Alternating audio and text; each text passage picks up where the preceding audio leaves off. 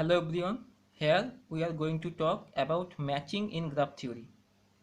Let G be a graph, V be the set of vertices and E be the set of edges. Now suppose somehow we can select some subset of E such that all the edges of M are non-adjacent to each other. That is, if we select any two edges from M, then the edges are non-adjacent to each other. Then we call the subset M is a matching. As for example, consider this graph. The graph consists of 6 vertices and 9 edges. We shall find some matchings. Let M be the subset of edges that consist of AD and BC. Then it is a matching because the edges AD and BC are non-adjacent to each other. Again consider another matching M1, that is AB, DC. It is again a matching because AB and DC are non-adjacent to each other. Now if we consider M2, that is AB, BC, DE. Now this is not a matching because consider two edges AB and BC. These two edges are adjacent to each other and B is the common end vertex.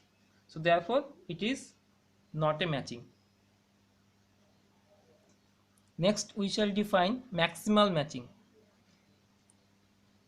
A matching is called maximal if no edge can be added to this matching such that it will again be a matching.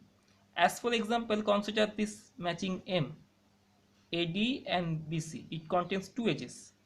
Now if we add any of the remaining 7 edge to this matching M, then it will not remain a matching. As for example, suppose you are adding DE, then it will not be a matching because D will be a common vertex of AD and DE.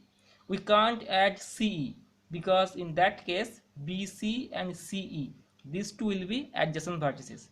So M is an example of maximal matching. Similarly, M1, that consists of AB and DC, two edges. It is again a maximal matching. Next, we shall define maximum matching. A maximal matching M is called a maximum matching if it contains maximum number of edges among the maximal matchings. As for example, we have shown that the matchings M and M1 both are maximal matchings. Next we shall consider another matching M2. Let it be AB, FC, DE. It is again a maximal matching because if we add one more edge to this matching M2, then it will not remain a matching. So therefore M1, M2, all these three are maximal matching. But among these three matchings, M2 has maximum number of edges. It has 3 number of edges. Therefore in that case, M2 will be called a maximum matchings. There is one more maximum matching. Call it M3. If we define M3 by AD, BF, CE, then it will be again a maximum matching. Now the number of edges in a maximum matching is called matching number. It is called matching number.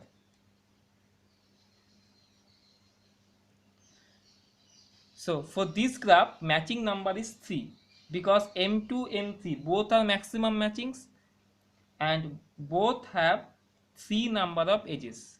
Therefore matching number of this graph is 3. Finally, we shall define perfect matching. A matching is called perfect matching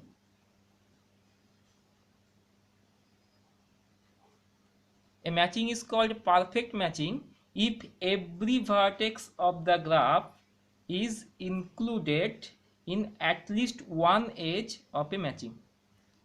As for example, consider the matching M2. Here we see that all the vertices, all the 6 vertices are included in that matching. So therefore M2 will be called a perfect matching.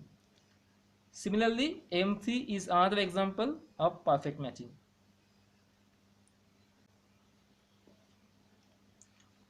Next, we shall consider the marriage problem. Suppose there are n number of boys. Each of them has several girlfriends. Assuming that each boy can marry only once, is it possible that each of them will marry their one of girlfriend? This problem is known as the marriage problem. Next, we shall consider Hall's marriage theorem. It states that let G be a graph having the vertex set V. Now if G be a bipartite graph, then the vertex set V can be decomposed as V1 union V2, where V1 and V2 are two disjoint subset of vertices such that every vertex of V1 is connected only to some vertex of V2, but no two vertices of V1 are connected. Similarly, no two vertices of V2 are connected. Now if we consider any subset S of V1 and let T be the set of vertices which are adjacent to the vertices of S, then if number of vertices in S is less equal to number of vertices in T, then Hall's marriage theorem states that the problem has a matching involving all the vertices of V1, and this S is for any arbitrary subset of V1.